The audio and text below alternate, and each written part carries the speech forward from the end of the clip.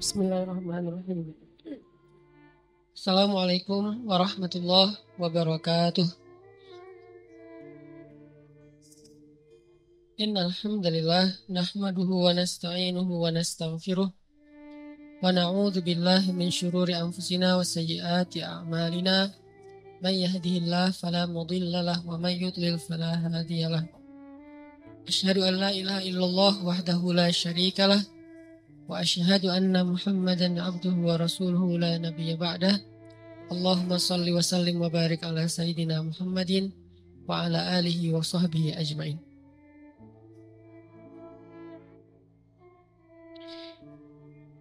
Teman-teman yang dirahmati Allah Subhanahu wa taala, pertama-tama kita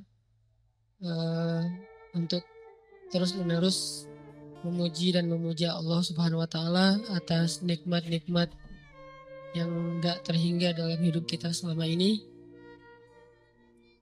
Dan sebagian besarnya nikmat itu kita nggak pernah minta, tapi Allah kasih. Salah satu nikmat yang kita nggak pernah minta dan Allah kasih dan sangat berharga itu adalah nikmat iman, nikmat Islam. Kita dilahirkan dari orang tua Muslim, kita tinggal di lingkungan dan masyarakat yang mayoritas Muslim. Itu nikmat yang kita nggak pernah minta. Tapi karena Allah sayang sama kita, Allah kasih tetap buat kita. Kalau dibandingkan dengan orang lain yang mencari Islam itu dengan proses yang panjang, proses yang rumit, kayak Salman Al-Farisi yang harus jadi budak dulu untuk menemukan Islam, harus dijual dulu untuk menemukan Islam, harus dirampok dulu di tengah jalan untuk menemukan Islam. Kayak Suhaib bin Amr harus jatuh bangun dulu, harus miskin dulu untuk bisa mendapatkan Islam. Ada banyak proses yang dilalui orang lain dan sulit. Itu terjadi di zaman sahabat dan terjadi juga di zaman kita sekarang. Ada orang yang harus mengalami second life dulu untuk bisa mendapatkan Islam. Harus ngalamin pengalaman spiritual yang rumit dulu untuk bisa mendapatkan Islam. Harus diputusin 10 kali dulu biar bisa taubat, kan agak-agak berat ya. Nah kita mah belum diputusin udah taubat. Habis taubat baru diputusin. Artinya kita dikasih nikmat itu sama Allah tanpa harus susah-susah. Lahir udah sebagai Muslim. Orang tua dua-duanya Muslim. Masyarakatnya mayoritas Muslim. Kebayang gak kalau kita lahir sebagai Muslim, orang tua Muslim tapi di Rohingya? Yang berislamnya susah banget. Makin kelihatan Islamnya, makin kelihatan solehnya, makin besar ancamannya. Dibakar hidup-hidup, digorok di depan keluarga, orang pasangan dan anak perempuannya dinonai di depan dia, dan dia nggak bisa buat apa-apa. Berislam yang sangat luar biasa beratnya di sana. Atau di Suriah, di Palestina, yang Palestina mungkin udah hampir 1 abad. Dan lebih dari 60 tahun mereka dijajah.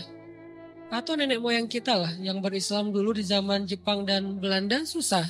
Sekarang kita Allah beri nikmat yang kita nggak minta. Lahir setelah Indonesia merdeka, lahir setelah masa-masa sulit ketika awal-awal Indonesia merdeka, lahir di lingkungan kaum muslimin yang mayoritasnya di Bandung pula. Karena ada beberapa wilayah di Indonesia yang berislam juga masih susah sampai sekarang. Dengan konflik-konflik sosial yang kadang-kadang, konflik horizontal yang kadang-kadang terjadi itu sampai kita ketakutan gitu. Kok ada di suatu wilayah yang umat Islam itu yang kayak dulu tahun 2001 yang sempat rame tuh di Ambon, di Poso. Alhamdulillah kita di Bandung. Pernah minta nggak lahir sebagai orang Bandung? Nggak pernah. Tapi Allah kasih nikmat lahir sebagai orang Bandung. Dan saya aja orang Aceh cemburu sama orang Bandung. Alhamdulillah Allah takdirkan saya tinggal di Bandung. Ini nikmat yang besar. Tanpa saya mengeluh sebagai orang Aceh, karena itu juga nikmat yang luar biasa buat saya. Karena bisa dibilang itu sesuatu karunia. Tapi Bandung punya nikmat lain yang mungkin orang Aceh nggak punya. Orang Aceh punya nikmat lain. Yang jelas kita dilahirkan dalam suasana yang sangat nyaman. Berislamnya tuh nggak repot. Ini layak disyukuri oleh kita setiap hari. Karena kalau kita nggak mensyukuri ini, nanti Allah akan cabut satu aja. Bukan iman, bukan hidayah yang dicabut. Tapi berislamnya yang dicabut. Nikmat berislamnya. Dibikin berislam kita susah. Dibikin berislam kita itu repot. Gampang banget buat Allah. dimunculkan di antara kita seorang pemimpin yang zalim aja udah repot loh. Mau bikin taklim repot, mau ngaji repot, di sekolah pendidikan Islamnya dihapus segala macam kayak Turki beberapa waktu yang lalu. Itu kan berislamnya repot kan? Di Turki mau azan aja nggak boleh pakai bahasa Arab. Udah gitu, isi dari azan itu ada dihapus beberapa kalimat-kalimat yang sakral dalam Islam. Kayak kalimat hayya alal falah misalnya. Atau taklim-taklim, khutbah-khutbah mulai di style sama negaranya sekuler.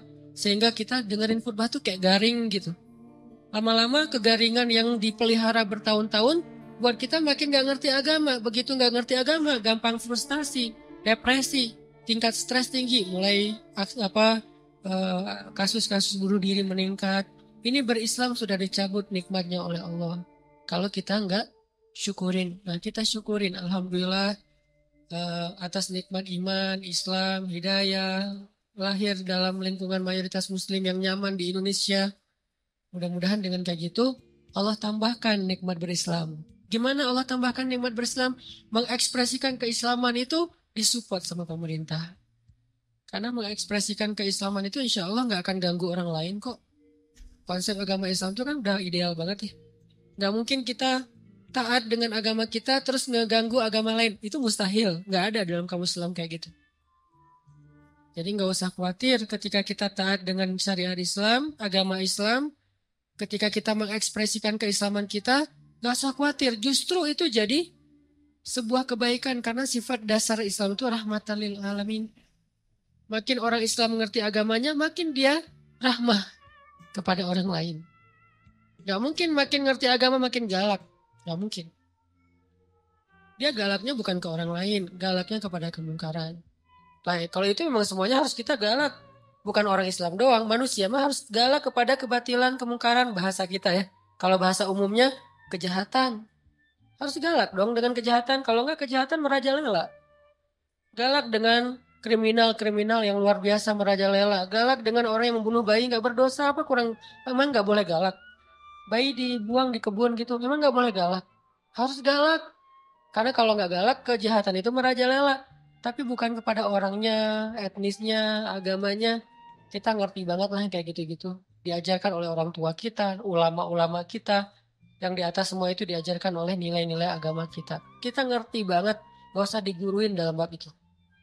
Gak usah dikasih tahu. Itu kita ngerti. Jadi makin kita berislam insya Allah. Makin kita rahmah pada orang lain. Ini kalau kita syukurin. Allah akan angkat untuk kita pemimpin yang semakin kita syukuri. Semakin baik pemimpinnya. Semakin kita syukuri nikmat berislam. Semakin baik pemimpinnya. Kebayang gak sih enaknya kita jadi muslim? Ini cita-cita saya pribadi. Sholat, muazzinnya wakil presiden kan? Hayya 'alas shalah. Lembut azannya. Siapa? Wakil presiden. Istiqlal. Hayya 'alas shalah.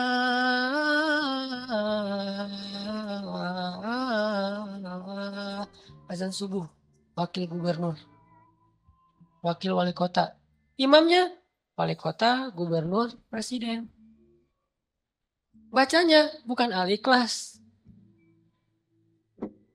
Bacaannya itu ayat-ayat yang baper banget gitu. Al-ikhlas keren, cuman itu kesannya ya. Al-ikhlas kita nggak meremehkan sama sekali. Kesannya kesan orang yang baru belajar lah ya. Al-ikhlas. Ini bacaannya tuh bacaan ayat-ayat yang baper. Al-Haqqah, Al-Waqi'ah, Al-Qiyamah. Kebayang nggak presiden? La uqsimu biyaumil qiyamah. Wah, takbir saya teh. Sujud syukur tuh kalau dapat presiden kayak gitu tuh. Wala uqsimu bin nafsil lawamah. Wah, itu benar-benar nikmat dari langit untuk bangsa Indonesia tuh. Nikmat dari langit tuh untuk warga Jawa Barat. Nikmat dari langit tuh untuk warga Bandung. Kalau imam kita adalah jangan dipisahin lagi imam masjid dengan imam pemerintahan. Karena dalam Islam gak ada pemisahan tentang itu. Dulu Abu Bakar ya imam juga. Umar ya imam juga. Dengan kapasitasnya. Puncaknya Utsman dan Ali. Karena Utsman ini ulama Al-Quran. Ali ini ulama banyak ilmu dalam Islam. Sampai seorang presiden Kayak Utsman tuh, lagi ngajarin Al-Quran di dalam Masjid Istiqlal, namanya dulu Nabawi. Di Masjid Istiqlal lagi ngajarin Quran nih. Tiba-tiba datang murid di pintu masjid, nggak sengaja ngelihat cewek lagi lewat, kesingkap jilbabnya karena angin. Dia pikir karena nggak sengaja, sekilas cuma rambut doang, nggak istighfar. Ah, itu mas sepele gitu, receh. Dosa receh. Masuklah dia ke masjid. Presiden bilang gini, kenapa ada yang masuk ke dalam majelis kita, sementara di dalam matanya masih ada bekas dosa? Ini presiden punya telepati yang luar biasa nih. Kenapa masuk ke dalam majelis kita seseorang yang di matanya masih ada bekas dosa? Orang itu nanya, ya Amirul Mukminin, apakah telah turun wahyu kepada Anda sementara tidak ada lagi wahyu setelah Rasulullah? Maksudnya gimana Anda tahu saya baru melihat dosa di luar, padahal nggak ada yang lihat selain saya sendiri gitu. Kata Utsman bin Affan, ittaqu farasatal mu'min. Hati-hati dengan farasah, jadi bahasa Indonesia firasat. Hati-hati dengan firasat orang yang beriman. Presiden segitu firasatnya coba. Sampai dosa yang dia nggak lihat tahu, kan berarti keren banget nih presiden. Dan ini adalah wujud dari kesolihan masyarakat. Makanya Allah berilah pemimpin yang soleh untuk mereka. Karena pemimpin itu gambaran dari kita.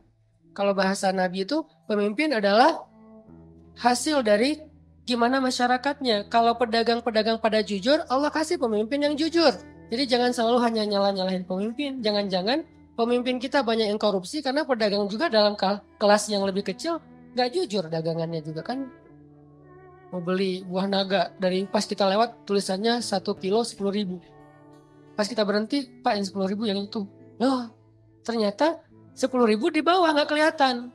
Yang di display 20.000, tapi tulisnya 10.000. Gimana kita mau dapat pemimpin yang jujur? Bukankah salah satu cara Allah menghukum masyarakat yang curang adalah dengan menghadirkan pemimpin-pemimpin yang curang? Dan Allah tahan air hujan, itu hukuman. Jadi bukan dari pemimpinnya, balik lagi kepada kita. Syukuri nikmat itu. Itu kemenangan dakwah buat saya ya. Saya nggak tahu masalah politik, tapi dari angle saya sebagai orang sebutnya ustadz nih, harapan besar saya tuh pengen banget sholat suasananya kayak di Masjid Nabawi di zaman para Khulafaur Rasyidin. Itu keren banget. Yang azannya wakil presiden, wakil gubernur, wakil wali kota, yang imamnya adalah orang nomor satunya. Dengan bacaan yang fasih dan dia menghayati bacaan itu. Dan insya Allah ini bukan berarti jangan politisasi agama. Enggak sama sekali, bukan urusan itu. Apa salahnya kita berharap pemimpin kita bacaan Al-Qurannya bagus kan? Bukankah itu bagian dari kesolihan kita dalam menerapkan agama Allah? Dan itu bukan hal yang berlebihan. Wah, buat apa bacaan bagus tapi korupsi? Ya insya Allah itu kan bacaan bagus indikasi bahwa dia udah gak korupsi. Kita berharapnya kayak gitu, itu puncaknya. Saya gak perlu ngomongin bab korupsi, bab empati segala macam. Pastinya mudah-mudahan itu wajah displaynya adalah bacaan bagus. Tapi karakternya pastinya jujur, merakyat, adil kayak gitu-gitu. Sekarang kita syukurin dulu nih nikmat berislam kita. Mudah-mudahan Allah terus memberi petunjuk kepada pemimpin-pemimpin kita dan mengangkat untuk kita pemimpin-pemimpin yang seperti harapan-harapan orang yang beriman. Terus kemudian salawat dan salam masih prolog untuk kekasih kita Nabi besar Muhammad SAW. Benar-benar kita coba setiap hari belajar teman-teman, belajar mencintai Nabi. Yang paling layak dicintai dalam hidup kita itu pertama Allah, kedua Nabi, ketiga orang tua, keempat mantan. Nggak masuk lah. Keempat adalah pasangan dan keluarga kita, qurrata ayun.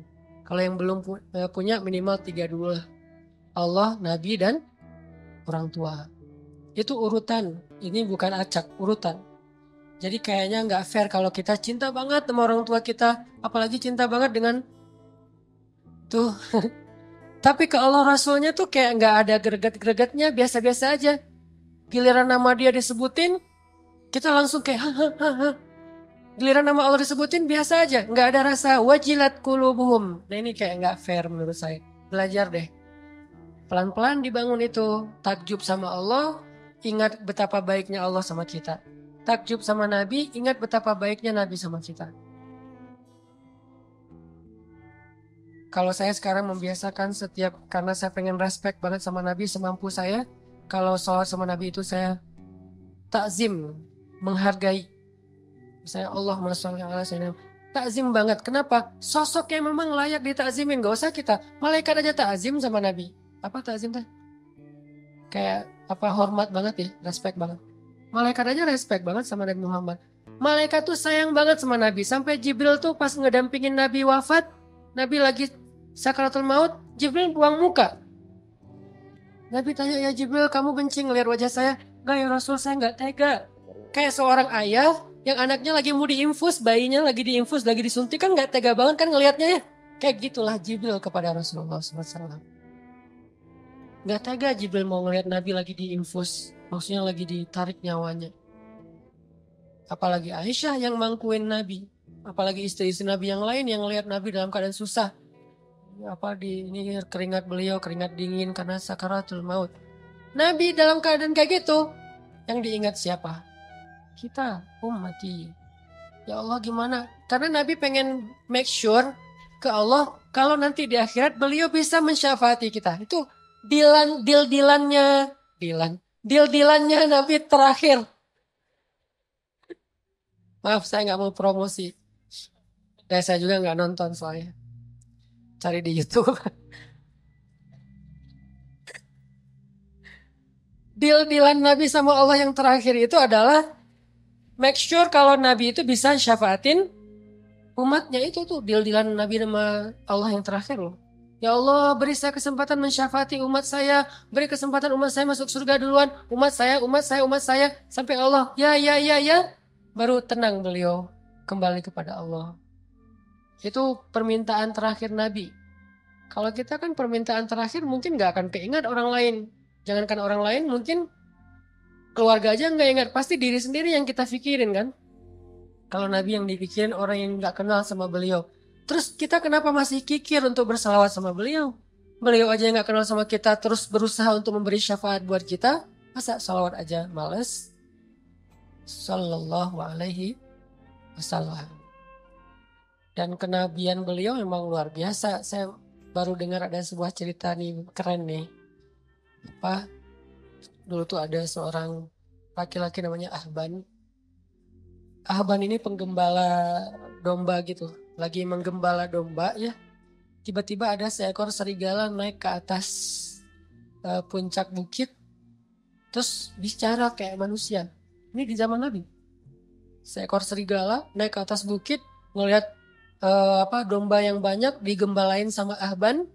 Dia bilang, ya Ahban, kenapa kamu menghalangi dan menghalangi saya dari rezeki yang Allah tentukan untuk saya? Kata serigala, mana rezekinya? Domba. Kan dikawal terus sama Ahban nih. Sehingga serigala gak bisa mendekat. Sehingga serigala ngeluh gitu, curhat gitu teh. Wahai Ahban, Ahban gitu. Kenapa kamu menghalang-halangi rezeki Allah untuk saya berupa domba-domba? Ahban lihat kanan kiri, mana orang yang ngomong? Kata serigala, saya, iya saya, kata serigala teh. Oh kamu? Ajaban. Mengagumkan sekali serigala bisa bicara seperti manusia. Kata Ahban, kata serigala, ada yang lebih mengagumkan daripada ini. Apa? Ada seorang laki-laki di Madinah dan dia adalah utusan Allah. Dialah yang paling mengagumkan. Lebih gempar daripada serigala bisa ngomong. Beneran. Nih Ahban ini orang Madinah. Dia gak tahu tentang kenabian Rasulullah. Pulanglah dia ke kampungnya. Dan nanya tentang Muhammad, tentang kenabian. Datanglah kepada Rasulullah. Begitu Ahban bertemu dengan Rasulullah. Rasulullah tersenyum dan mengatakan, apa yang dikatakan serigala itu kepadamu, wahai Ahban? Dia makin kaget. Ya Muhammad, bagaimana kamu tahu tentang apa yang saya bicarakan dengan serigala? Allah Subhanahu wa Ta'ala yang Maha Tahu segala sesuatu.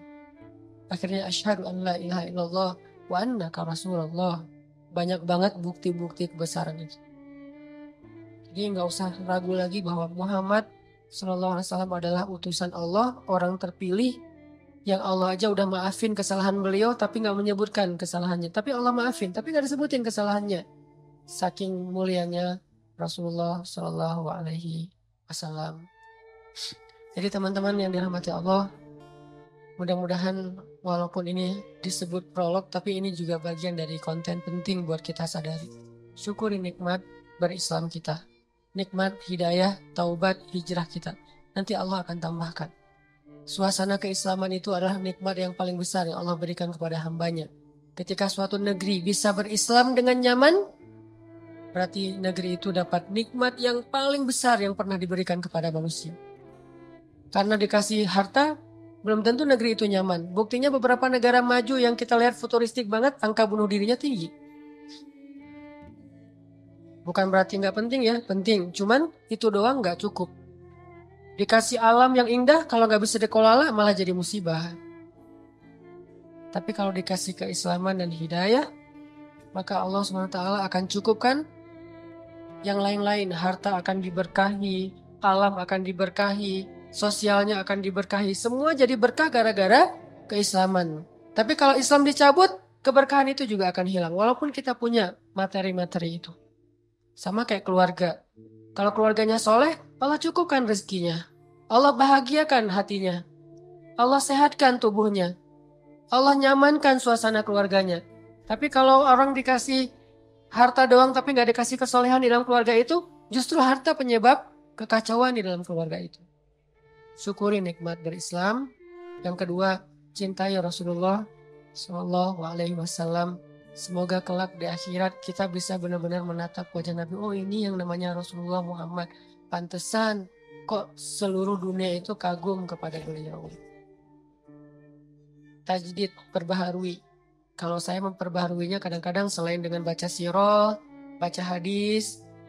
Karena iman kita kan lemah ya. Harus di-charge itu bukan mingguan, bulanan, harian kayaknya.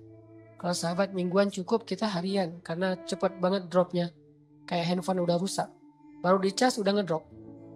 Tadi siang baru di-charge. Jam 2 siang, jam 1 di-charge, jam 2 udah tinggal 5%. Nih handphone hati kita ini lagi ngedrop. Cas lagi.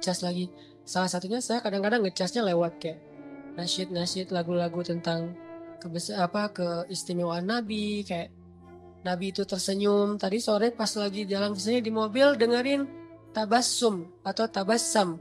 Nabi itu suka senyum. Kenapa kamu kok kerung? Bahasa liriknya tuh. Nabi aja suka senyum. Mah kenapa tuh? Coba duduk wae gitu ya. Oh ya udah, saya lagi di mobil. Tadinya gini. Nabi aja tersenyum. Itu mendoktrin loh. Ke bawah loh. Makanya lagu itu penting juga ya. Jadi buat seniman-seniman, para musisi nih, saya support sebetulnya dengan bakat seni, musisi atau apa. Selama itu didedikasikan buat hal-hal yang keren. Terus Nabi, laukana bainana, Nabi seandainya Nabi ada di tengah-tengah kita, itu benar-benar haru loh. Refresh. Kayak kita nge-refresh semangat dengan mantan lewat lagu-lagu melo kan ya. Begitu dengar backsound aja, nggak usah lagu, backsound sebuah booster tentang yang kayak gitu-gitu Tokyo Cinderella Story atau apalah kayak gitu-gitulah, saya nggak ngerti. Korea-Koreaan lah, Jepang-Jepanan. Kok jadi kayak ingat lagi yang dulu, terus tiba-tiba yang tadi kayak perasaan tadi asik-asik aja, tiba-tiba pas dengar lagu itu jadi kayak keinget lagi dia yang menyakiti hati kita 20 tahun yang lalu gitu. Masih diingat aja. Kenapa kok bisa ke refresh lagu kan? Dengerin deh lagu-lagu tentang Nabi biar kita jadi selawat-selawat tentang Nabi biar kita gak nge-refresh hati. Gak tahu teman-teman ya, kalau saya jujur pribadi ini, kalau dengar lagu-lagu tertentu tuh bisa kayak apa gitu. Apalagi lagunya, sebutlah misalnya lagu Cinta Kita Berakhir di Januari gitu-gitu kan. Itu kan sama lagi Januarinya. Gak usah ketawa.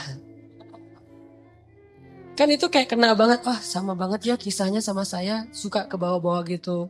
Belum lagi nanti lagu-lagu yang, pokoknya lagu-lagu mellow tuh bisa bikin refresh semangat rasa kita. Kenapa enggak lagu tentang Nabi Muhammad SAW?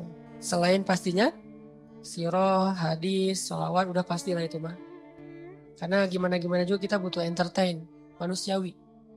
Dan Allah menciptakan itu untuk kita nikmati.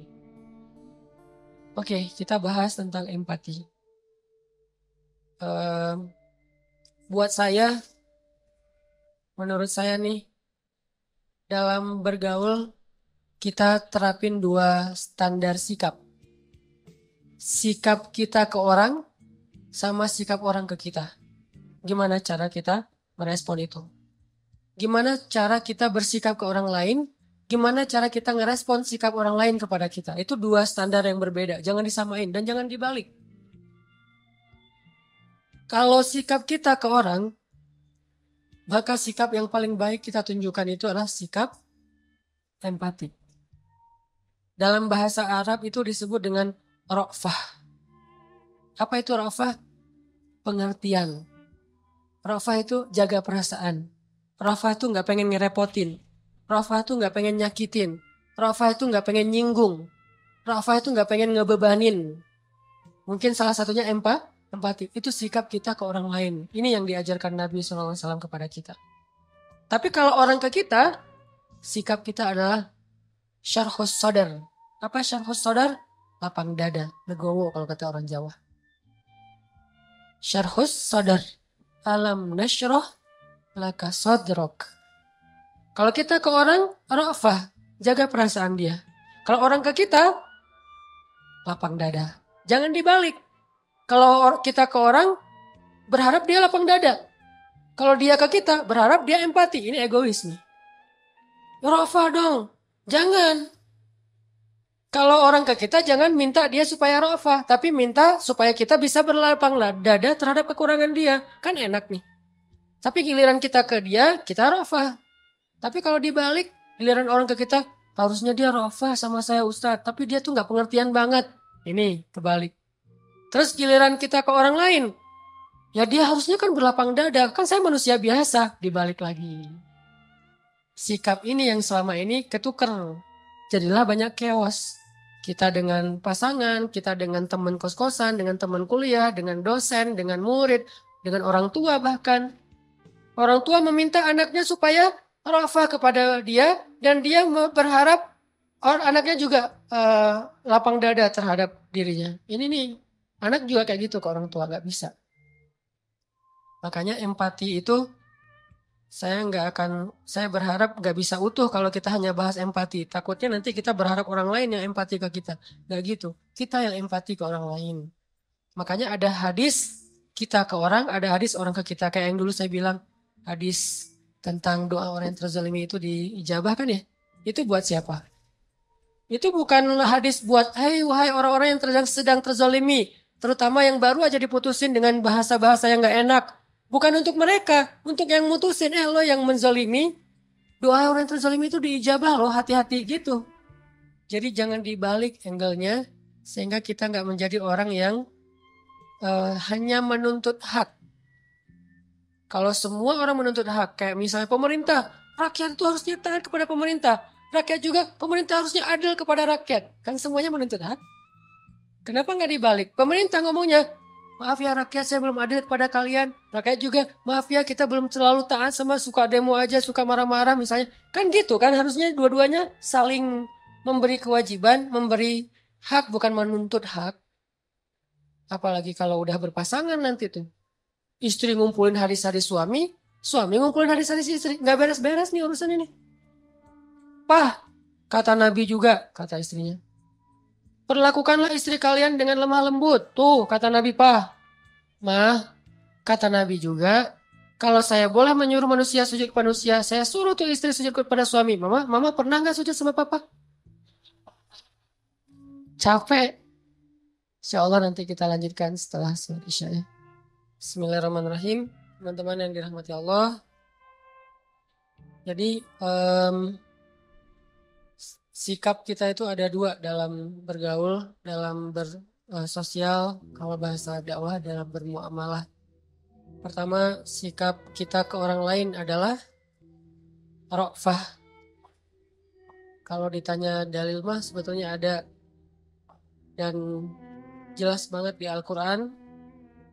Allah menyebutkan pertama kalau di dalam surat Al-Qalam itu wa innaka la'ala khuluqin Nabi Muhammad itu adalah teladan paling ideal dalam masalah muamalah. Akhlak paling ideal udah. Tinggal kita contohin aja gimana Nabi ke orang lain, gimana Nabi dari orang lain ke beliau.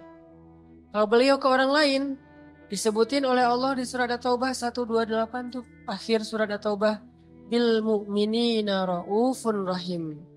Nabi Muhammad itu kepada orang yang beriman, ra'ufun. Ra'uf itu dari kata ra'fah. Ra'ufun dari kata ra'fah. Apa arti ra'fah? Jaga perasaan orang banget. Empati banget. Pengertian banget. Itu kalau beliau ke orang lain.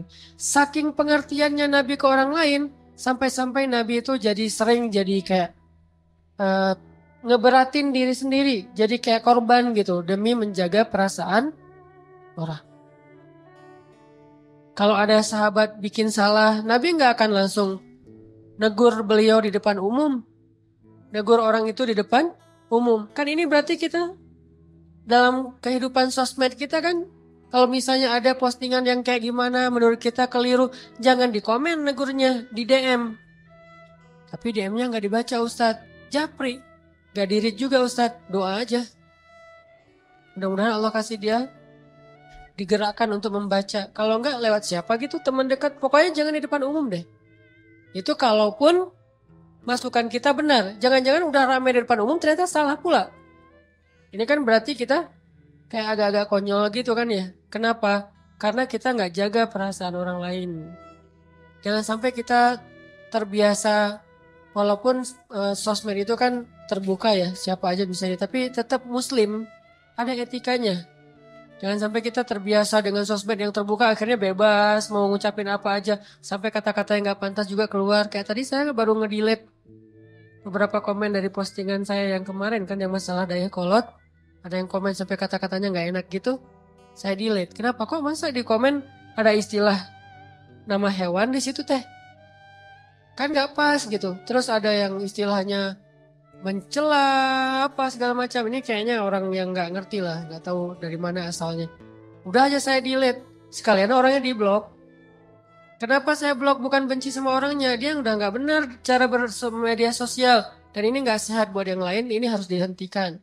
Tapi saya nggak mau ngerespon ya kayak gitu-gitu, males, jadi malah rame.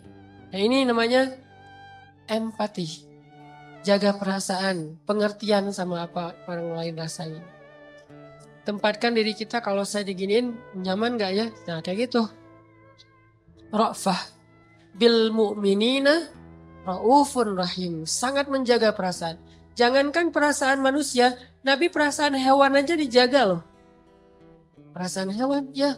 Sampai ada hadis kalau di kitab Riyadhus Shalihin itu, larangan berbicara atau bercakap-cakap di atas kendaraan.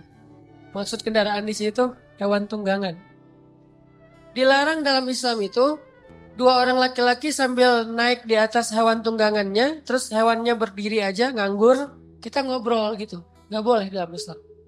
Kalau pengen ngobrol yang lama, apalagi ngopi-ngopi, udah aja turun dari hewan, biar hewan itu cari makan, istirahat dulu. Dia mungkin mau berebah atau ngapain gitu, ngelurusin kakinya apa, capek kan. Ya mau apa, dia pengen jong-jong juga, bukan kita doang yang pengen santai. Biarin dia istirahat. Jadi kita ngopi-ngopinya di bawah, jangan sampai ngopi-ngopi di atas, ngobrol terus nunjukin, oh ini ada masalah lagi trending topik, tapi di atas hewan, hewannya kan bete di bawah. Ya ngapain sih kan lama-lama amat, gua juga pengen makan atau ngapain gitu. Itu ada hadisnya, saking Nabi ra'fah. Dengan hewan aja ra'fah. Dengan tumbuhan, Nabi ra'fah. Kan dulu tuh Nabi kalau khutbah berdirinya di atas satu pohon korma nih. Kebenaran pohon kormanya kayak agak miring melintang gitu. Nabi berdiri di atas pohon korma untuk khutbah. Begitu kaum muslimin sudah mulai agak mampu nih, dibikinlah mimbar untuk Nabi. Yang sekarang di Raudhah tuh dibikin mimbar. Sehingga Nabi khutbah tidak lagi berdiri di atas pohon korma. Maka pohon itu pun menangis. Nangis kayak anak bayi. Nabi, maaf, langsung turun dari mimbar, duduk lagi di atas pohon itu. Pohon itu diam. Manja banget kan pohon sama Nabi teh. Kira-kira istrinya gimana? Pohon aja gitu. Masya Allah ya sosok Nabi ya. Pohon aja pengen manja sama beliau, gimana istrinya? Kita, pohon aja malas didudukin sama kita. Malas banget. Kucing aja lari dari kita. Kalau Nabi kucing datang. Sampai serigala aja ngomong, merekomendasi. Jadi serigala kayak testimoni gitu tentang Nabi. Serigala testimoni. Kan serigala ini kan binatang buas. Tapi mentestimoniin Rasulullah SAW. Kenapa? Karena semua alam mencintai beliau. Hanya yang fitrahnya sudah berubah yang tidak mencintai beliau. Kalau yang masih sesuai fitrah, manusia, jin, hewan, tumbuhan, semesta, yang masih fitrah nih, cinta pasti sama Nabi. Hanya hati-hati yang sudah berubah, tidak lagi fitrah, yang tidak cinta kepada Nabi. Ra'fah. Kayak kita ra'fah kalau misalnya kita beda pendapat nih. Dalam satu grup tuh teman kita ada yang misalnya dia tuh sebutlah kalau sholat misalnya dia tuh kayak pakai sarung. Yang satu lagi santai, nggak pakai sarung, yang penting sopan. Jangan sampai kita broadcast di grup itu tentang hal-hal yang menyinggung perasaan teman kita yang berbeda cara ritual. Yang satu tahlilan, yang satu tidak. Yang satu mauludan, yang satu tidak. Yang satu mungkin ngerokok, yang satu enggak. Nggak usah dibahas di depan orang banyak. Saya sampai kadang-kadang bingung ngejawabnya. Ada yang nanya ke saya, Ustadz, apa hukum rokok? Gimana nih jawabnya nih? Karena dia sedang ngerokok, nanya hukum rokok di depan orang banyak. Kalau saya bilang boleh, saya berpendapat rokok itu nggak boleh, apalagi di depan umum kalau misalnya mengganggu orang lain. Tapi kalau saya nggak jawab, kalau saya nggak jawab, itu jadi kayak dia nanya, dibikin harai gitu, dibikin ketawa aja, dibikin kayak canda gitu. Kenapa? Saya nggak mau jawab pertanyaan-pertanyaan pribadi di depan umum. Apalagi kalau misalnya di sosmed, yang saya tahu mungkin followers kita juga macam-macam kan karakternya. Masa ditanya di depan umum saya harus jawab, ini agak-agak bahaya nih. Sehingga yang kayak gini-gini namanya ra'fah, harus mikir banget, ini gimana nanti dia perasaannya. Kayak kadang-kadang ra'fahnya misalnya kita ke guru atau kita ke orang lain. Saya pernah jadi kebayang sekarang gimana Nabi itu luar biasa ya, jaga perasaan sahabat. Kayak saya pas lagi jalan kemana orang minta foto. Ustaz, boleh foto? Kadang-kadang lagi capek banget, kadang-kadang lagi sibuk, bahkan kadang-kadang lagi makan gini. Pas mau, Ustaz boleh foto? Oh iya, foto. Jadi saya pengen ra'fah ke dia. Dia juga kalau kita jadi sebagai orang yang mungkin ngefans sama orang, ra'fah gitu. Oh Ustaznya lagi makan, oh Ustaznya lagi kayak WA. Kadang-kadang saya lagi kayak WA gitu, ada yang harus diberesin cepat. Ustaz lihat dulu ke kamera. Iya. Ustaz bentar lagi nih, tadi blur, apa segala macam. Ini kan ra'fah. Saya bayangin. Saya tuh masih bisa nolak kadang-kadang. Maaf ya, jangan foto sekarang. Maaf ya, saya lagi sibuk. Maaf ya, lagi makan atau apa. Maaf ya, lagi bete. bisa gitu kan ya. Tapi kalau Nabi nggak bakalan. Saking ra'fahnya Nabi. Saya kagum sama ra'fah Nabi. Seandainya Nabi hidup di zaman kita sekarang, pasti banyak banget kan yang pengen foto sama Nabi.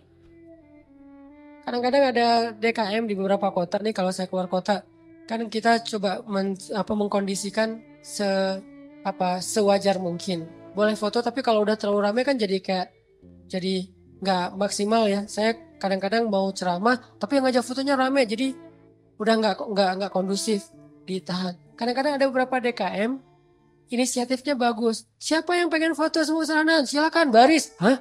Siapa yang nyuruh nih? Akhirnya baris panjang. Ustaz, itu di luar banyak yang pengen foto. Udah diatur sama dia, kan ini luar biasa ya. Buat saya yang sekarang dalam kondisi yang orang pada ngajak foto tuh lama-lama capek juga gitu. Saya kebayang Rasulullah kalau hidup di zaman sekarang pasti nggak akan nolak kalau orang ngajak selfie. Nabi boleh selfie? Boleh. Nabi boleh selfie? Boleh. Nah pasti boleh. Nggak mungkin Nabi jawab nggak boleh. Terus gimana dong kalau Nabi udah berat? Allah yang akan jadi manajernya Nabi itu. Nggak boleh. Kenapa? Ada ayatnya. Banyak dulu di zaman Nabi orang datang pengen curhat sama Nabi itu. Surat curhat. Al-Mujadalah. Nabi saya pengen curhat. Nabi terus ngantri itu pengen curhat sama Nabi. Sama kayak ngantri pengen curhat ke Ustadz gitu. Banyak banget. Dan Nabi kan juga butuh waktu sendiri untuk istirahat, untuk keluarga gitu kan. Cuman Nabi tipe orangnya gak bisa nolak. Nabi boleh curhat, boleh. Nabi boleh curhat, boleh. Nabi boleh curhat. Terus aja lewat japrian, lewat telepon, ketemu langsung. Semuanya pengen curhat sama Nabi. Akhirnya karena Nabi orangnya gak bisa nolak, Allah turunkan ayat. Kalau kalian pengen curhat sama Nabi, sedekah dulu. Sampai di kayak bahasa kita mungkin lebih ke dikomersilkan. Bukan Nabi pengen, bukan. Cara Allah menghentikan orang-orang yang curhatnya gak penting. Curhatnya, Nabi saya pengen punya alhamdulillah istri saya baru hamil, boleh minta nama. Mungkin penting buat dia, tapi kan kalau jadi terlalu banyak kan lumayan juga buat energi Nabi kan ya. Padahal agenda dakwah Nabi banyak nih. Akhirnya Allah bikin ayatnya, walaupun itu ayatnya mansuh, sudah dihapus. Tapi ayatnya masih ada hukumnya yang dihapus di surat Al-Mujadilah. Kalau kalian pengen curhat kepada Nabi, sedekah dulu. Sejak harus bayar, kalau mau curhat sama Nabi, mulailah berkurang orang yang curhat. Tadinya yang curhat banyak banget nih, sejak berbayar, udah enggak lagi. Sekarang kalau curhat, registrasi dulu. Satu curhat, Nabi juga bingung berapa ya. Nabi nanya ke Ali berapa? Kata Ali, satu genggam gandum ya Rasul. Satu genggam gandum itu kurang lebih sekitar 3.000-an lah. 3.000? Kata Nabi, kamu mah zuhud banget, kata Nabi. Akhirnya ditetapkan sekian, yang angka itu bikin orang kalau nggak penting-penting amat, malas lah curhat. Kalau penting banget dia akan bayar. Dan Nabi juga buat untuk dirinya, disedekahin lagi buat fakir miskin. Itu pernah berlaku loh, baca nanti surat Al-Mujadilah. Setelah udah kondusif, baru hukumnya dicabut sama Allah. Jadi Allah yang nge-manajerin Nabi, saking Nabi itu rafah, nggak enak nolak. Nabi itu bukan tipe orang yang bisa nolak orang lain. Kalau ada yang minta sedekah ke Nabi atau datang minta bantuan ke Nabi, gak pernah Nabi nolak. Gak pernah sama sekali. Kalau Nabi gak bisa bayar bantu dia, gak bisa ngasih ke dia, Nabi gak akan berhenti di situ. Nabi akan pegang tangannya, ngajak dia nyari ke orang lain yang bisa bantu dia. Maaf saya gak bisa bantu apa-apa, ya udah yuk saya temenin nyari ke tempat yang lain. Ada yang bisa bantu dia, ada yang bisa ngasih dia makan, ada yang bisa ngasih dia tempat tinggal malam ini, ada yang sampai ketemu baru Nabi tinggalkan dia. Ini rofahnya Nabi pengen jaga perasaan. Sampai-sampai sering menyulitkan diri beliau sendiri. Nabi pernah menjelang winter. Menjelang musim dingin nih. Ada seorang gubernur Purosan, non-muslim, ngehadiahin sweater buat Nabi. Warna merah. Jadi ada sweater yang kayak rajutan gitu, handmade gitu. Bagus dari Raja Purosan, warna merah, dia hadiahin buat Rasulullah SAW. Nih Muhammad hadiah sweater buat musim dingin. Pas musim dingin dipakai sama Nabi. Nabi kan bajunya sedikit ya. Paling-paling juga cuman kurang dari 5 helai baju Nabi. Sehingga ada yang dicuci, ada yang dipakai sama Nabi. 5 helai doang baju Nabi. Kalau kita 5 lemari. Sampai bingung nih baju yang udah dikasih orang tapi belum pernah dipakai gitu. Masih ada labelnya. Nabi baju cuma 5 helai. Kadang kurang. Sehingga waktu itu Nabi pakai sweater gak pakai daleman. Soalnya dalemannya lagi dicuci. Jalan musim dingin nih. Di Arab juga kalau lagi musim dingin di bawah 10 kan. Dingin banget. Apalagi sekarang udah bersalju kalau sekarang mah. Keluar rumah musim dingin pakai sweater. Dilihat sama seorang laki-laki Badui. Badui itu mungkin orang jalanan lah yang mungkin secara bahasa juga kasar. Muhammad, bagus banget sweaternya, baru ya? Ya kata Rasul, alhamdulillah. Boleh saya minta? Oh boleh. Langsung dibuka sama Nabi, dikasih ke dia. Coba. Karena Nabi bukan tipe orang yang bisa nolak. Gak enak mau nolak, gak mau kecewain orang. Boleh saya minta? Boleh. Dibukain sama Nabi, Nabi pulang menggigil, kebayang gak tuh? Puncak musim dingin, buka sweater, gak pakai baju, pulang menggigil. Dan dia tuh tega banget ngeliat Nabi kayak gitu. Sampai sahabat marah sama dia. Kamu tega banget sih sama Rasulullah. Kalau kamu butuh baju minta aja ke kita. Kata dia apa? Bukan bajunya sih yang penting kata dia. Ini bekasnya Muhammad dan berkah. Saya mencari berkahnya bukan pakaiannya. Kalau pakaian yang kalian mah lebih bagus tapi saya gak butuh. Orang kalian gak berkah gitu ya. Nabi nih. Akhirnya mereka udah gak bisa komen lah, speechless lah. Nabi pulang gemeteran, dingin. Sampai di rumah dilihat sama Aisyah, kenapa ya Rasulullah? Enggak ada apa-apa, ada baju lain. Ini masih basah, gak apa-apa dipakai sama Nabi sambil selimutan. Kenapa? Ngasih buat orang yang meminta. Karena Nabi keseringan kayak gitu, Allah yang jadi manajernya Nabi. Gimana cara Allah jadi manajer? Ada yang datang ke rumah. Nabi boleh makan di rumah Nabi, nggak apa-apa kok kita buat ram. Pada bawa makanan sendiri gitu kan, datang ke rumah Nabi. Ya, ya, ya, kadang Nabi nggak bisa nolak kan. Saking rofah banget nih.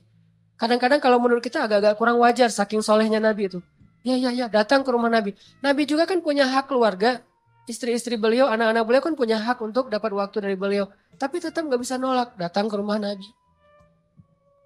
Datangnya juga nggak sekaligus. Saling tunggu, datang. Jangan dibuka dulu ya Nabi, nunggu yang lain belum pada datang. Ya kalian di mana aja? Ini kesasar, share location dong, share. Ternyata share disconnect 10 kilo bedanya. Nyari lagi. Lama pokoknya kalau dalam imajinasi kita tuh lama. Datang satu-satu sampai udah lengkap semuanya. Udah semuanya, udah silakan makan, dibukain, makan. Udah selesai makan, ngobrol, ngobrol. Lama-lama saya juga pernah ngerasain kayak gitu. Ada orang mungkin saking sayangnya sama saya, kayak nyaman gitu ngobrol sama saya. Buka topik. Satu topik itu 10 menit. Ustadz kemarin saya baru gini-gini. Mulai ini saya. Oh gitu-gitu. Oh gitu, oh gitu. Padahal udah nggak kuat. Tapi gitu kan basa-basi ya untuk menghargai orang. Selesai satu topik karena dia ngerasa kayak nyaman gitu ngobrol. Buka topik yang kedua. Wah 10 menit lagi nih. Topik kedua selesai, topik ketiga. Dan itu wajar, banyak orang kayak gitu. Di zaman Nabi lebih dari itu. Karena orang ke guru aja bisa kayak gini, apalagi ke Nabi kan. Nabi, dah. Yang kedua, saya juga Rasul. Ya saya juga Rasul. Akhirnya semuanya pada ngomong dan Nabi diem aja nungguin. Tetap senyum, tetap udah ngantuk-ngantuk. Istri beliau udah bete di kamar, gak datang-datang Nabinya teh. Gimana ini? Gak ada Abu Bakar, gak ada Umar yang biasa nge-manajerin Nabi nih. Sekarang gak ada siapa-siapa, Nabi sendiri aja. Turun ayat di surat Al-Ahzab. Kalau kalian udah selesai makan, jangan meneruskan pembicaraan, pulanglah. Barulah Nabi bilang, Alhamdulillah turun ayat, kata Nabi teh. Masya Allah. Gara-gara kita lama di rumah Nabi, akhirnya dapat ayat. Hebat juga nih, apa ayatnya Nabi? Bacain dong. Gak apa-apa dibacain, gak apa-apa. Kalau kalian udah selesai makan, pulanglah. Oh gitu, astagfirullahaladzim, pada bubar gitu. Jadi Allah yang nge-manajerin Nabi saking Nabi gak enakan coba. Ini nih artinya rofah. Tapi kadang-kadang rofahnya kok Nabi doang yang rofah ya. Umatnya gak rofah. Harusnya kita kayak gitu. Ke orang lain tuh rofah. Gak enak lama-lama. Gak enak. Sifat gak enak itu bagian dari sifat sunnah Nabi loh. Gak enak kalau komen di depan umum. Gak enak kalau kita menjudge. Gak enak kalau kita marah-marah. Gak enak kalau kita coret-coret mukanya. Gak enak apa gitu. Gak enak. Jaga perasaan orang lain teh. Nah ini namanya rofah. Kalau hidup kita penuh dengan kayak gini ke orang lain, insya Allah akan lebih nyaman cara gaul kita, masyarakat kita. Giliran orang lain ke kita, alam nashrah laka sadrak wa wada'na anka wizrak. Kalau kita lapang dada, ringan beban kita teh. Kenapa kadang-kadang punggung kita nih di sini tuh pundak kita rasanya kayak keras gitu kan ya. Kebanyakan pikiran. Pas kita dipijat, kenapa nih keras banget? Stres. Kenapa kok bisa stres? Dadanya sempit. Orang yang dadanya sempit, satu kesalahan orang aja udah bikin dia nyesek. Tapi kalau dadanya lapang, kesalahan-kesalahan orang itu gak bikin dia nyesek karena masih lapang. Kayak sebuah ruangan sempit, ditaruh satu barang udah sesek. Tapi kalau ruangannya luas, ditaruh banyak barang juga masih lapang, gor gitu. Naruh lemari beberapa masih lapang. Tapi kalau kamar mandi, taruh lemari satu udah gak bisa ngapa-ngapain kan ya. Jadilah syarhus sadar, berlapang dada dengan kesalahan orang lain kepada kita. Sehingga kita gak gampang nyesek, kita gak gampang stres, kita gak gampang nyimpen, gak gampang sakit punggung kita. Kayak gitu Allah bilang, alam nasyrah laka sadrak. Kalau udah lapang dada, wa wada'na anka wizrak, kami turunkan beban-beban kamu. Alladzi anqadha dhahrak, yang memberatkan punggungmu. Caranya gimana? Fa inna ma'al usri yusra. Inna ma'al usri yusra. Fa idza faraghta fansab wa ila rabbika farghab. Itu kan ajaran supaya syarhus sadar. Pasti ada kebaikan di sini, pasti ada kebaikan di sini. Minta aja sama Allah, minta tolong kepada Allah, maafkanlah dia. Supaya kita enggak angqadallah, nggak memberatkan punggung, nggak jadi berat sendiri gitu. Jadi stres sendiri, jadi kayak terbeban sendiri. Ini kalau orang kepada kita. Kayak misalnya cara lapang dada itu kayak eh, husnuzon salah satu yang paling penting. Oh, pasti bukan saya maksudnya. Kadang-kadang kan kita suka baper sendiri ya. Ada yang ngomong apa chat di grup, kita ngerasa kayak di spam gitu. Wah, ini gua banget nih yang diomongin. Padahal enggak. Bukankah kita sering dengerin khutbah atau ceramah seseorang ustadz itu, kayak ustadz itu kenal kita banget? Kok ustadz itu jadi tahu masalah saya sih? Enggak, dia nggak tahu masalah kita. Allah yang menuntun lisannya karena pengen menasihati kita lewat dia. Tapi dia nggak tahu, jadi jangan kegeeran, jangan baper sendiri.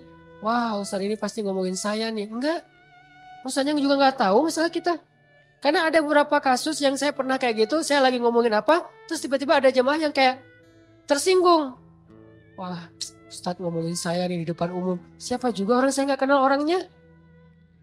Kenapa kok persis? Saya juga sering kayak gitu kan. Udah 2 tahun ini kan saya nggak khutbah Jumat nih. Kenapa nggak khutbah Jumat? Salah satu alasannya saya pengen Jumat itu privasi waktu buat anak laki-laki saya. Karena dia sekarang udah 3 tahun. Saya kasih jatah pokoknya Jumatan harus di Cihanjuang bareng Yahya. Karena saya pengen dampingin dia ke masjid hari Jumat. Alasan kedua, ada penyakit ustadz yang dulu pernah saya alamin. Apa penyakit ustadz? Keseringan ngomongin menasihati orang, jarang dinasihati. Nah, saya pengen Jumat itu waktu saya mendengar nasihat buat diri saya sendiri. Awal-awal itu benar kerasa. Pas pertama dengan khutbah orang, apaan sih ini kayak gini ngomongnya? Ada tuh, ego-ego ustadz kayak gitu tuh muncul tuh. Itu kan yang lagi diobatin tuh. Wah nggak gini, saya tahu dalilnya lebih dari ini mulai. Muncul gitu-gitu tuh. Awal-awal kayak gitu, tapi astagfirullahaladzim, sombong banget sih gue. Udah, terus kalau ada yang ngomongnya kadang-kadang kayak nggak mungkin belum terbiasa ngomong di depan umum, agak-agak apa nervous mungkin atau agak-agak kaku gitu. Muncul rasa sombong tapi lama-lama di recovery diperbaiki apa? Kalau saya menghargai dia walaupun nggak bagus, nanti orang akan menghargai saya ketika saya nggak bagus performnya. Jadi pas saya duduk gitu, dia ngomongnya kayak ngebosenin banget, boring banget tuh ceramahnya, tapi saya tetap padahal boring banget ceramahnya, tapi saya kayak menghargai apa yang saya maksud di situ. Saya pengen juga orang kayak gitu ke saya kalau saya ceramah. Mungkin teman-teman ada yang kayak gitu sekarang. Apaan sih Ustaz, tapi masih aja gini. Padahal boring banget ceramahnya. Kenapa? Mungkin karena saya juga menghargai ceramah orang yang mungkin belum terlalu terbiasa ceramah. Ini yang saya pelajari ketika nggak khutbah lagi. Ditambah lagi sering banget saya kayak ngerasa si khotib ini kayak ngerti banget apa yang saya sedang alamin. Kayak lagi baper sama teman, lagi baper sama istri, langsung ceramahnya tentang suami kepada istri. Oh, kok tahu banget sih masalah saya? Kan sering kayak gitu kan? Itu bukan karena dia tahu loh. Allah yang maha tahu. Allah lagi menuntun kaki kita melangkah ke masjid yang khutbahnya tema itu. Dan Allah menuntun lisan ustadz untuk ceramah pas waktu kita datang tentang tema itu. Allah yang lagi nasihatin kita lewat lisan seorang ustadz. Jadi jangan baper. Gitu juga ke teman. Bukan dia tahu masalah kita, pengen nyindir kita, pengen nyepet kita. Enggak sama sekali. Jadi legowo. Syarhus sadar. Salah satu caranya husnuzon. Ini buat yang cewek-cewek juga. Kalau lagi ngobrol sama teman-temannya, tiba-tiba ada yang celutukan ngomong apa. Jangan langsung diem. Wah ngomongin saya nih. Pasti saya maksudnya. Belum tentu. Husnuzon aja. Mungkin dia emang gak tahu masalah kita. Teman-teman yang lain tahu kecuali dia yang ngomong nih. Berarti jangan-jangan kita udah baper habis-habisan, udah habis air mata kita nangis sepanjang malam, ternyata nggak ada masalah. Kan konyol banget kan ya. Kita udah curhat kemana-mana, udah marah ke siapa-siapa, terus udah nangis sepanjang malam, udah bengkak matanya. Besok pas tabayun, maaf ya saya nggak tahu kalau ada masalah itu. Oh jadi kamu nggak tahu? Nggak tahu, rugi dong air mata saya udah 1 ember. Ini sering terjadi. Kenapa? Karena kita nggak syarhus sadar. Nggak husnuzon dulu sama orang lain. Kalau misalnya menurut kita dia tahu banget masalah saya masih diomongin. Oh mungkin dia silap. Mungkin dia lupa. Mungkin dia terlanjur ucap. Atau enggak dia pasti ngonsep tuh. Soalnya captionnya tuh panjang banget. Pasti dia nulis. Kalau gitu mudah-mudahan dia udah sadar sekarang. Belum sempat aja minta maaf ke kita. Yang jelas dia udah sadar. Udah minta ampun ke Allah. Husnuzon, husnuzon, husnuzon. Bukankah Allah mengatakan ijtanibu katsiran minaz-zon? Satu-satunya yang layak kita seuzonin itu cuma setan. Bukan orang. Minimal kita bilang Bukan dia nggak maksud kayak gitu. Setan yang nuntun lisan dia. Setan yang bikin dia mengatakan itu. Dan dia udah sadar sekarang. Setan aja yang disalah-salahin, nggak apa-apa. Apa salah saya, kata setan? Ya emang salah. Apa salah saya? Ya kamu jadi setan gitu. Kan suuzon yang diperbolehkan buat setan doang kan. Kayak Nabi Yusha ketika lupa masalah ikan dengan Nabi Musa pas nyari Khidir. Apa kata Nabi Yusha? Wa ma ansanihu illa syaitanu an adhkurah. Maaf ya Nabi Musa, tidak ada yang buat saya lupa kecuali syaitan. Jadi yang dikambing hitamkan oleh Nabi Yusha adalah setan. Lagian kalau kita ada masalah, pasti kita ngomongnya apa? Auzubillahi minasyaitonirrajim. Setan bilang, enggak, saya nggak godain kamu, kamu aja sendiri kegeeran. Kan bisa aja gitu kan ya? Tapi tetap itu udah fitrah. Nah, dia setan. Tapi kalau jin enggak, kita nggak boleh seuzon sama jin. Ada penampakan apa, nih kayaknya mau ganggu saya sholat tahajud nih. Enggak, dia cuma lewat doang. Gitu. Tapi kalau setan benar, nggak khusyuk, pasti setan. Nggak bisa move on, pasti setan. Wujudnya manusia. Kan setan itu minal jinnati wan nas ya, dari jin dan manusia tuh. Enggak. Bercanda, astagfirullahaladzim. Nah, nanti saya di-report, di-ban lagi akun saya. Sama mantan-mantan. Banyak gening. Oke. Dari orang ke kita, syarhus sadar. Cara syarhus sadar, lapang dada gimana? Husnuzon. Dan ini nggak bisa sekaligus, teman-teman, saya juga masih belajar husnuzon. Oh mungkin. Iltamis li akhika alfa uzrin. Cari 1000 alasan buat saudara kamu. Kalau nggak bisa gitu minimal cuek. Arti cuek nggak usah dipikirin. Nggak usah dibahas. Kadang-kadang ngebahas satu masalah sebetulnya cara lain buat setan untuk bikin kita nggak pernah bisa selesai dengan masalah itu. Terus aja dibikin berlarut-larut. Kayak ada teman kita habis ada masalah sama temannya yang lain. Nggak usah dibahas sama kita. Kemarin gimana masalahnya, udah beres? Jangan ditanya, udah aja lupain. Begitu kita tanya, dia akan bilang lagi, ya tuh nggak apa, kemarin dia masih ngomongin saya. Oh gitu, terus kita pancing-pancing lagi tuh. Harapannya apa? Niat kita pengen empati, padahal itu bukan empati. Pengennya kita berpihak sama dia, itu nggak berpihak. Tahu nggak apa arti namimah atau mengadu domba? Kata Nabi, la yadkhulul jannah an-nammam. Gak akan masuk surga orang yang suka mengadu domba. Gak akan masuk surga. Nah, adu domba itu ada 2, teman-teman. Ada adu domba orang yang memang jahat. Ada adu dombanya orang soleh. Orang soleh juga bisa mengadu domba. Gimana caranya? Kalau orang yang gak soleh mengadu domba, dia sengaja membuat fitnah di antara 2 orang sehingga mereka jadi baperan, jadi putus silaturahmi. Ini gak soleh. Insya Allah kita nggak akan kayak gitu. Saya yakin nggak ada niat kita ngadu domba orang. Tapi kita mungkin banget terjebak di adu domba yang kedua. Adu dombanya orang soleh nih. Gimana ngadu dombanya? Nih saya kasih contoh. Si A ngomongin si B di depan kita. Tapi nggak sampai kan ke si B. Kita yang dengar, si B nggak dengar. Misalnya kayak dia lagi ngejapri kita, yo dia sampai kan ke si B. Yang tahu, terus kita capture, kita forward ke si B. Ini aku bukan mau manas-manasin ya, tapi ini cara jawabnya gimana nih, dia ngomong kayak gini tentang kamu. Kita capture, sakit hatilah si B. Oh ternyata dia ngomongin saya di belakang. Itu perumpamaannya kata para ulama, si A manah si B, tapi nggak kena, anak panahnya jatuh di lantai. Kita ambil, kita tusuk ke dadanya sambil kita katakan ini bukan dari saya, dari dia loh ya. Kayak gitu analogi.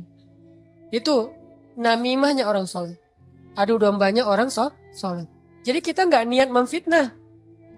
Kita niat pengen menyampaikan kebenaran, kita lagi empati, pengen tabayun. Gak usah tabayun kepada korban, tabayunnya kepada pelaku. Apa bukti kamu ngomong kayak gitu? Gitu, nanya ke pelaku. Jangan, bener nggak yang dia omongin? Jangan, salah nih. Konsep tabayun itu bukan kepada korban yang dibicarain, kepada yang ngebicarain. Jadi kayak ada teman kita yang ngomong hal-hal yang gak benar, tanyanya balik ke dia. Apa bukti kamu ngomong kayak gitu? Kalau benar, gak usah disampaikan. Kita kebalik. Dia ngomongin kamu kayak gini, benar gak? Nah, ini konsep tabayun yang akhirnya bukan tabayun jadinya, namimah. Udah jatuh tuh anak panah di lantai, kita ambil, kita tusuk. Ini bukan dari saya ya, dari dia. Dia terus ketusuk. Makasih ya, kamu udah nyampain anak panah ini ke saya. Dia emang gak bener nih orangnya. Padahal yang nusuk bukan dia loh, orang ini nih. Kan kita kadang-kadang kayak jadi akrab gitu dengan orang yang sering ngebukain sebuah masalah ke kita kan. Walaupun bikin kita bete, kita anggap dia kayak setia banget, berpihak banget sama kita, empati banget. Enggak. Ini salah. Gak kayak gini caranya. Harusnya kita bilang, kalau kamu tahu itu gak nyaman buat saya, jangan disampaikan. Gitu harusnya. Tapi dia ngomongin kamu, biarin aja dia ngomongin. Yang penting kan saya gak dengar, sehingga saya gak sakit hati ke dia. Mudah-mudahan Allah maafin dia, kan selesai. Justru gara-gara kamu sampaikan ke saya jadi sakit hati ke dia. Allah gak maafin dia, Allah gak maafin saya nih. Putus silaturahim kita berdua. Kamu nih pelakunya nih. Kok jadi saya sih? Ya kamu. Oh rame perang segitiga. Kan ini yang terjadi kan selama ini. Ini lebih realistis menurut saya daripada namimah yang memang niatnya jelek buat saya sih. Saya husnuzon sama kita semuanya. Gak ada lah niat kita jelek pengen memfitnah orang, gak. Tapi seringnya kita terjebak tanpa kita sadari. Justru karena kejujuran kita, karena keakraban kita dengan teman kita, jadi kita ngebuka hal-hal yang dia gak perlu dengar. Itu sering banget kayak gitu. Saya juga kadang kayak gitu, misalnya ada yang bicara apa tentang istri saya nggak suka tuh. Dia bicarain istri saya gini misalnya depan temennya ngasih tahu ke saya. Terus saya kan jadi sakit hati sama orang itu ya. Saya juga ngasih tahu ke istri saya lebih sakit hati lagi sama dia. Ini salah, dia salah, saya salah. Harusnya saya diem aja. Papa udah tahu kan masalah ini, kenapa nggak kasih tahu ke mama? Karena papa berharap mama nggak tahu. Tapi daripada mama tahu dari orang lain, ya berarti orang itu yang salah, bukan papa. Kenapa dia ngasih tahu ke mama? Kan gitu kan? Jangan sampai ya Pak, mama tahu dari orang lain. Jadi kalau ada yang kayak gini-gini harus papa yang ngomong ke mama. Enggak, itu salah konsepnya. Gak boleh kita menyampaikan sebuah informasi walaupun benar, apalagi belum tentu benar. Walaupun benar kepada orang yang kalau dia dengar dia akan sakit hati atau sedih, gak boleh. Diamin aja. Kalau ada hal yang gak benar, kita yang mengklarifikasi. Enggak kayak gitu, saya kenal dia gitu. Jangan biarkan dia tahu masalah ini. Kalau terlanjur tahu, berarti ada orang yang gak tahu konsep namimah level 2. Namimah level 1 memang gak ada niat baik. Namimah level 2 justru karena niat baik. Kan saya pernah bilang, ternyata banyak hadis palsu itu mulai munculnya lewat siapa? Viralnya itu gara-gara ulama-ulama yang soleh. Jadi banyak riwayat hadis palsu itu diantara para ulama yang soleh loh. Bukan sengaja pengen memalsukan hadis. Kenapa? Karena ulama soleh ini terlalu husnuzon. Misalnya nih, ada yang datang ngomong ke saya, Ustadz, saya pernah mendengar hadis gini. Saya sebagai Ustadz, oh gitu? Ya, saya nggak pernah curiga kalau dia itu nggak jujur. Atau kalau dia itu dengarnya nggak utuh. Sehingga saya meriwayatkan lagi. Orang dengarnya dari saya juga nggak curiga kalau saya akan main-main dengan hadis kan. Sehingga tersebarlah hadis palsu. Bukan karena ada orang yang jahat. Ada memang sebagian hadis palsu gara-gara pedagang. Biasanya hadis palsu itu pedagang, penguasa, dan ulama. Ini 3 penyebab hadis palsu. Pedagang pengen ngelarisin barang dagangan. Siapa yang memakai jubah atau sorban 7 meter di hari Jumat, maka dia akan mendapatkan dijauhkan dari api neraka 7 kali langit dan bumi. Untuk jualan sorban 7 meter. Siapa yang makan buah ini maka dibebaskan dari sihir. Dia jualan buah itu. Ini bisa muncul hadis palsu dari penguasa. Siapa yang mengangkat seorang penguasa yang kayak gini maka Allah melaknat dia. Gara-gara apa? Saingan politik. Ulama menyebarkan hadis palsu kenapa? Karena nggak pernah berpikir orang akan bermain-main dengan hadis Nabi sehingga dia percaya aja kepada orang itu. Baru nanti di masa berikutnya, ulama ketika ngelihat banyak banget hadis palsu, mereka perbaiki. Ini riwayat dari siapa, ini dari siapa. Bisa jadi periwayat hadis palsu itu adalah orang soleh, ulama besar. Kenapa bisa ngeriwayatin? Husnuzon.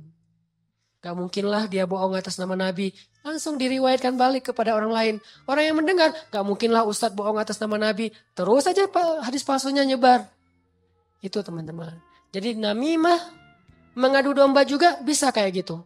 Gara-gara kita terlalu akrab dengan teman kita. Kemarin ada yang ngomongin kayak gini. Benar gak? Siapa? Si Fulan. Tapi ini aku karena ke kamu dekat ya teman. Jadi aku sampaikan nih. Terus yang teman yang dengarnya, makasih ya udah disampaikan. Kenapa makasih? Harusnya kita bilang, lain kali jangan disampaikan ya yang kayak gitu-gitu ke saya. Harusnya kayak gitu. Kenapa kita malah makasih?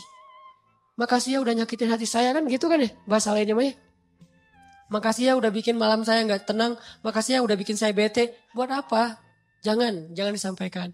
Makanya ketika Nabi mau ketemu seseorang, seorang sahabat mencegat di tengah jalan. Ya Rasulullah, Rasul udah kenal dengan orang itu? Belum.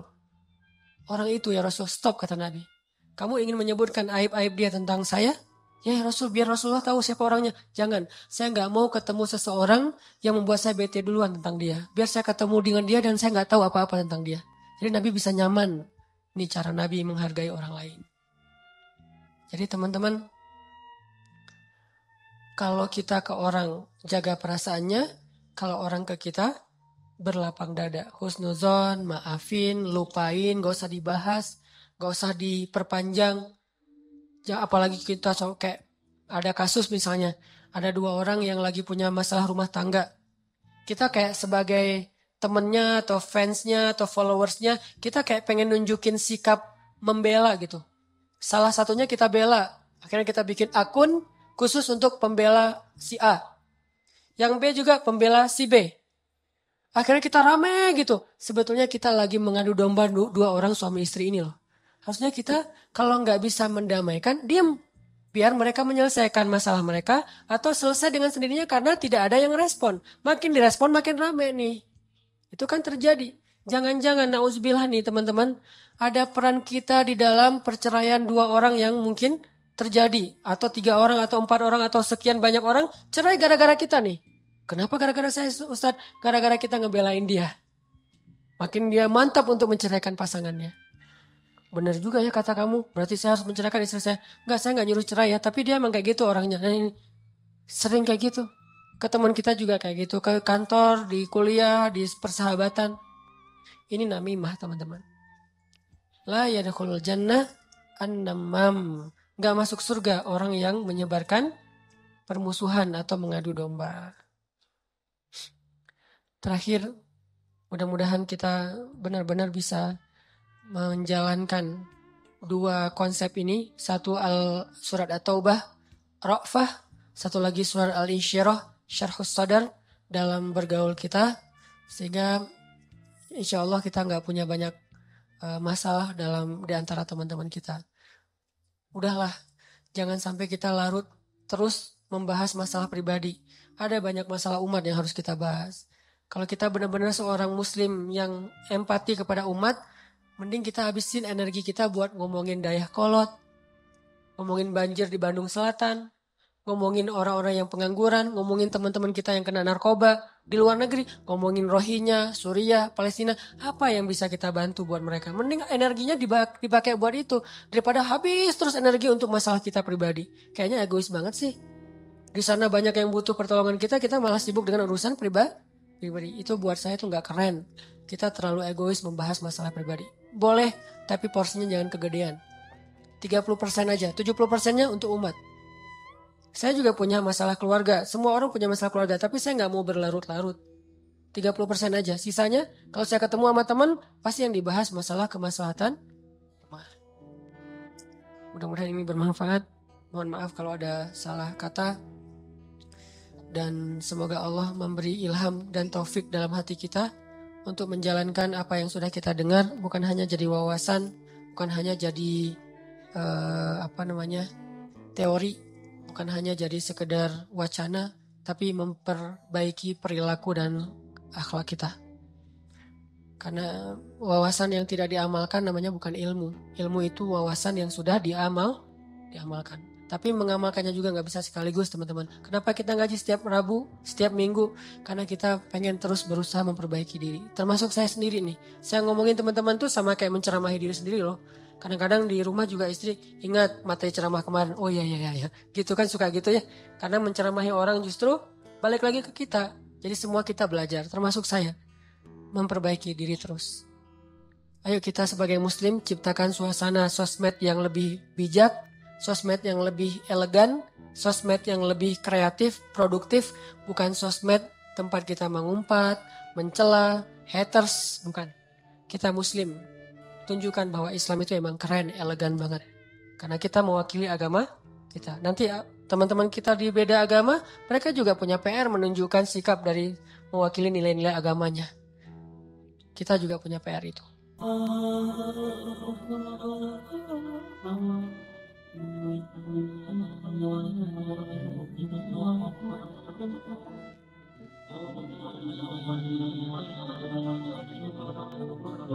Orang gak bakalan kecewa kalau bersandar kepada Allah. Itu gak bakalan.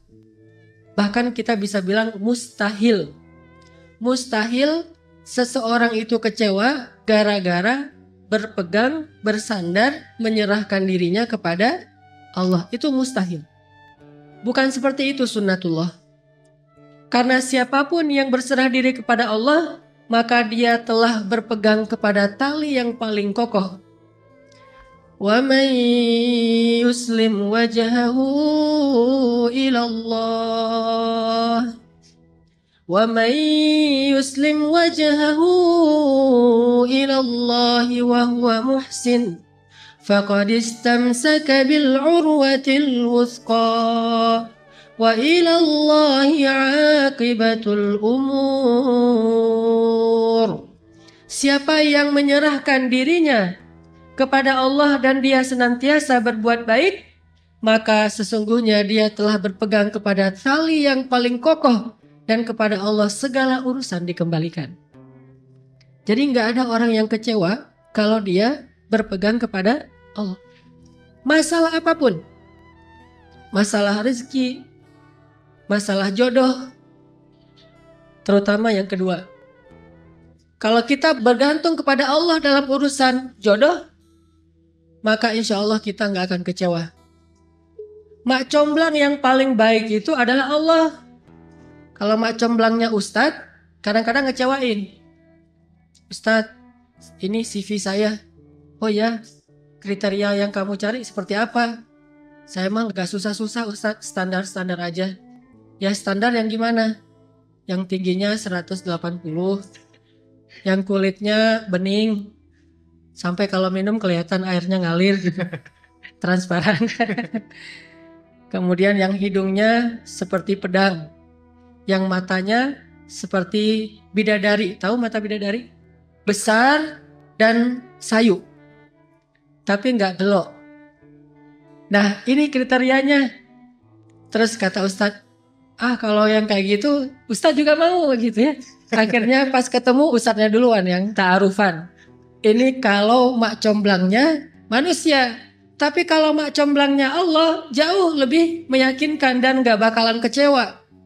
Dengan kriteria apapun, wa huwa ala kulli syai'in qadir. Dan kalau Allah menjanjikan yang baik akan ketemu dengan baik, pasti innahu la yukhliful mi'ad. Allah tidak pernah mengingkari janjinya. Masalah apapun kita harus mengandalkan Allah. Coba deh, selalu ngandelin Allah. Bahasa gampangnya gini, udah tenang aja, ada Allah, itu. Dan kalau kita sudah melibatkan Allah, la yudayya'akallahu idzan, itu pasti Allah nggak bakalan ngecewain kamu. Kalau udah ngandelin Allah, ini gimana nih? Udah tenang aja, ada Allah. Allah tidak akan mengecewakan. Salah satu kalimat udah tenang aja, ada Allah adalah la tahzan, innallaha ma'ana. Kalau kita ada teman lagi galau gitu, terus kita bilang, la tahzan, innallaha ma'ana. Kalau bahasa kita, wales bro, tenang aja, ada Allah. Santai bro, karena ada Allah. Itu bahasa Arabnya, la tahzan, innallaha ma'ana. Andalin Allah dalam masalah kita. Ada masalah apapun, serahin aja sama Allah. Bismillah, la haula wala quwata illa billah. Bahkan kadang-kadang hanya dengan berzikir la haula wala quwata illa billah, Allah kasih keajaiban yang luar biasa. Karena setelah seseorang bersandar kepada Allah, la yudayya'anallahu idzan. Pasti Allah enggak akan ngecewain. Pasti Allah enggak akan ngecewain.